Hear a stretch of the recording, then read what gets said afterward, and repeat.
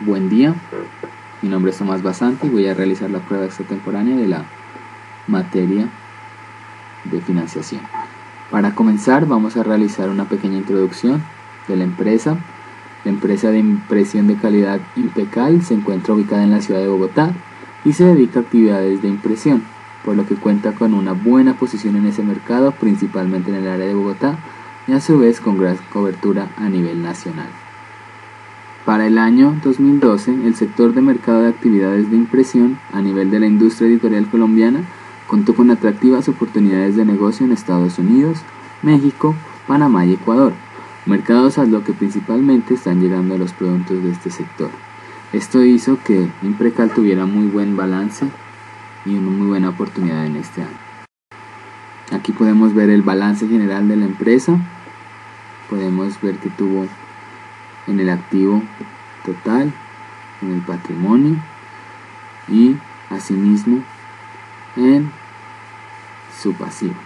Esto nos ayudará a encontrar la estructura de capital y todo lo relacionado a lo que se va a desarrollar esta presentación. A continuación vamos a ver el estado de resultados para el año 2011 y para el año 2012 de la empresa también, para poder seguir así realizando el análisis de la estructura de capital.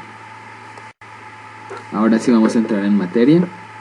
Vamos a realizar el análisis de la estructura de capital, en donde tenemos que la empresa solo tiene un 0,07% de endeudamiento, con un total de 785 millones en su deuda.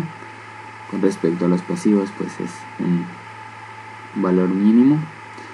Asimismo, tiene 11.049 acciones en circulación y vamos a crear un supuesto en donde se tiene un índice de endeudamiento del 10%, del 40% y del 60%.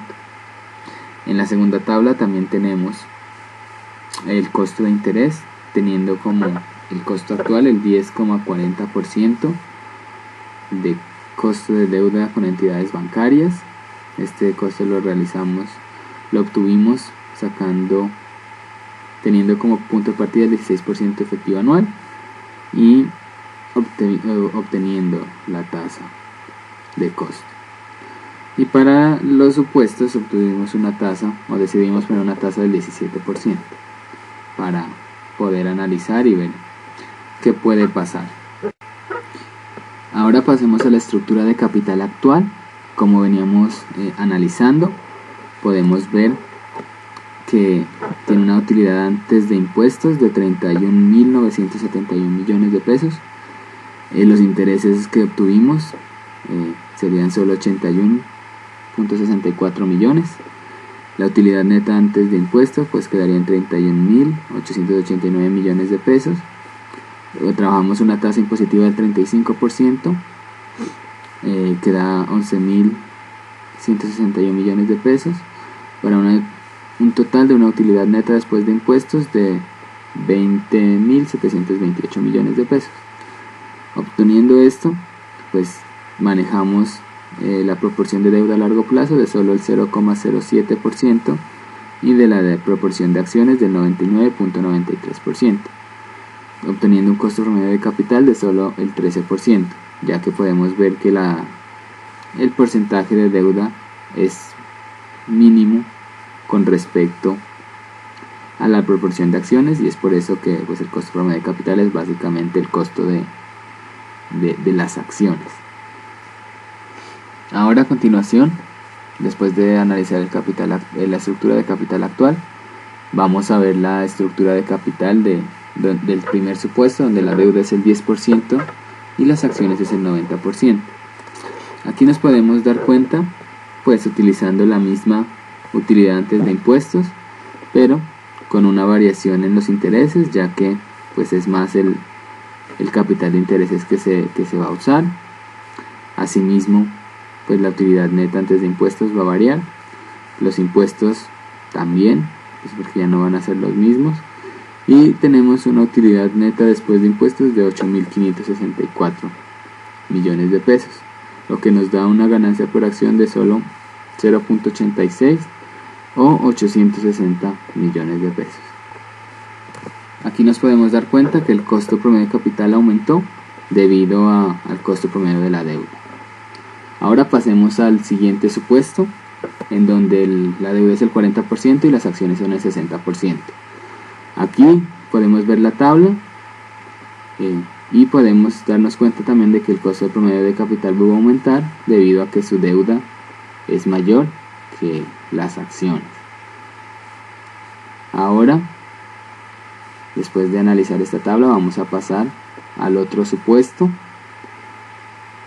el cual vamos a trabajar con deuda 60% y las acciones van a ser el 40%. Podemos ver aquí en el resultado de que el costo de promedio llega a ser el 15.4%, muy cercano al 17% del costo de la deuda a largo plazo, debido a que la proporción es muy grande. Pero algo muy importante de tener en cuenta aquí es que tanto en la vez pasada, en el supuesto 3, como en el supuesto 4, las ganancias por acciones son negativas. Lo podemos ver aquí en las conclusiones, en donde a medida de que el costo promedio de capital, su estructura varía, las ganancias por acciones disminuyen. Entonces eso es lo que podemos darnos cuenta en el informe de el costo promedio de capital. Podemos concluir que pues toca tener cuidado en la estructura, viendo pues lo mejor que sea para las ganancias de la empresa y escogiendo muy bien el costo, sabiendo, identificando el costo de la deuda y el costo de las acciones.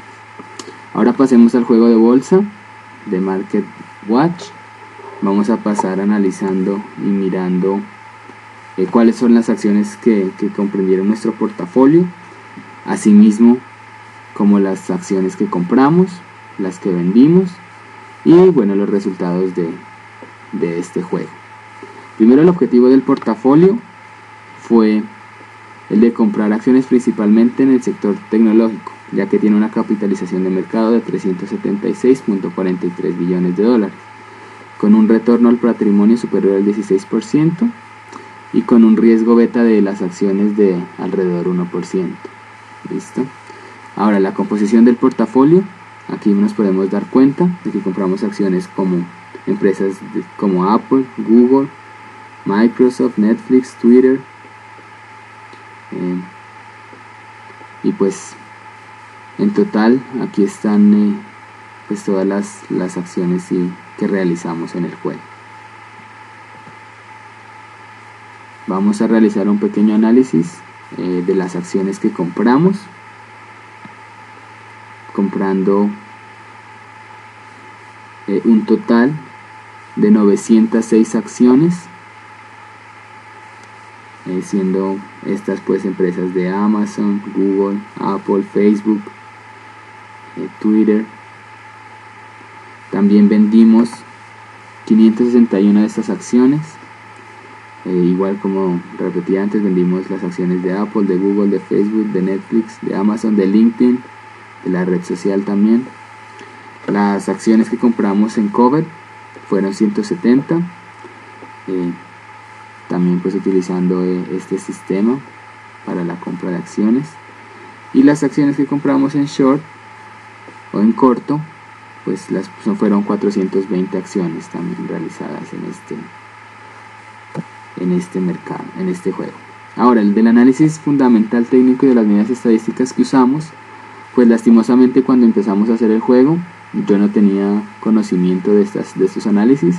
Entonces lo que hice fue dejarme llevar por primero una investigación amplia de las noticias y de la historia de los precios de las acciones, y también de lo que se leía en las páginas de finanzas, en Yahoo y en el Wall Street Journal, para poder predecir un cambio en los precios de las acciones.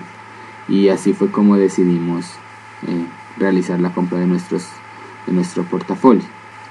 Ahora cuando pasamos al análisis del riesgo, tuvimos el mismo problema que anteriormente tuvimos con los análisis fundamentales. No sabíamos cómo realizar las medidas del riesgo y nos queda una lección muy valiosa porque ahora ya sabemos utilizar las herramientas y podremos crear un portafolio eficiente en un futuro.